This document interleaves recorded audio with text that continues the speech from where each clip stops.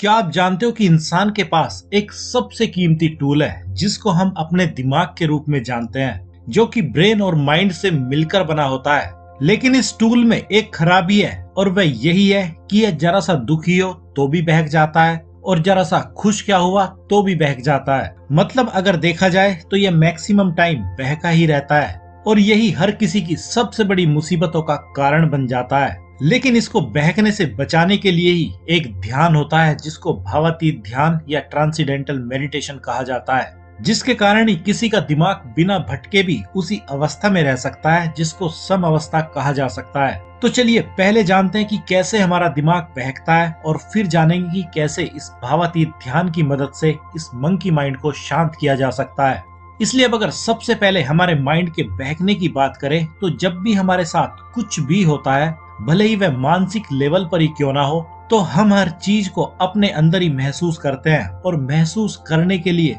आप नाम तो कई सारे इमोशंस का ले सकते हैं, लेकिन आखिर में आपको इनको दो ही कैटेगरी में बांटना पड़ेगा कि या तो आपकी भावनाओं ने आपको अच्छा महसूस कराया या आपको आपकी भावनाओं ने बुरा महसूस करवाया। लेकिन चाहे आप अच्छा महसूस करो या बुरा, जब तक आप इन भावनाओं के साथ खुद को एक ही पाओगे तो तब तक आप शायद वह चीज नहीं देख पाओगे जिसको देखने की आपको जरूरत थी। जैसे अगर आप अभी किसी चीज को लेकर दुखी हैं तो आप शायद ही तब तक इससे बाहर आ पाओगे जब तक कि कोई आपकी इससे बाहर निकलने में मदद ही नहीं कर देता है। लेकिन अगर आपने यह भावातीत ध्यान अगर किया है तो तब आपके पास दोनों चॉइस हो सकती है, जिसमें पहली तो यही कि आप किसी से अपनी प्रॉब्लम का सॉल्यूशन पूछ सकते हैं, या आप अपने आप को अपने दुख से कुछ सेकंड के लिए ही सही मगर अलग करके देख सकते हैं। और जब कुछ सेकंड के लिए ही सही अगर किसी के साथ ऐसा हो जाए तो तभी ही उसको उसकी किसी भी प्रॉब्लम का सॉल्यूशन मिल सकता है, जो कि इसी ध्यान की मदद से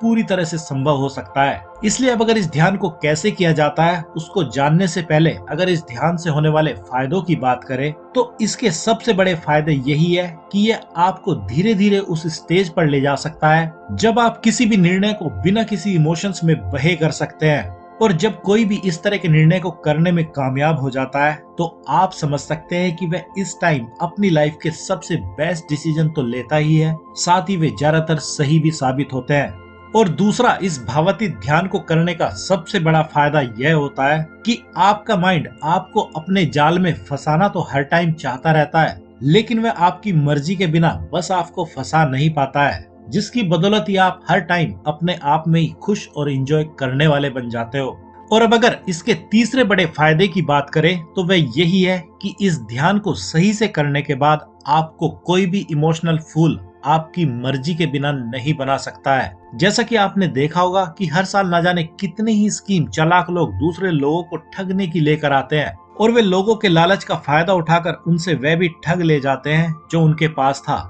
लेकिन इस ध्यान के बाद आप शायद किसी भी इमोशंस के चलते बेवकूफ नहीं बन पाएंगे, क्योंकि तब आपको पता होगा कि सामने वाला आपसे क्यों और क्या एक्सपेक्ट कर रहा है। इसलिए अब ये तो हुई इस ध्यान को करने के कुछ फायदों की बात, लेकिन अब अगर इसको करने की बात की जाए तो इस ध्यान को करने के लिए आपको अपनी हर तरह की भावनाओं को नजरअंदाज करने की जरूरत पड़ेगी। मतलब यही कि आपको कुछ इस तरह से अपने आप को बनाना पड़ेगा कि जब आप चाहें तो अपने किसी भी विचार के साथ और उस विचार के द्वारा पैदा होने वाली भावनाओं के साथ ना बह सके, और आप अपने आप को हर तरह की भावनाओं के साथ बहने से बचा जाएं। जिसके लिए आप एक काम कर सकते हैं कि आप अपने लिए कोई भी एक ऐसा वाक्य या शब्द चूज कर सकते हैं जिसका मतलब आपको नहीं पता हो और आपको इसका मतलब पता करना भी नहीं है, और आपको इसी शब्द या वाक्य को इतनी बार अपने मन में मंत्र की तरह दोहराना है कि आपको यह शब्द तो याद हो जाए लेकिन इसका मतलब आपके दिमाग को कभी भी ना पता चले।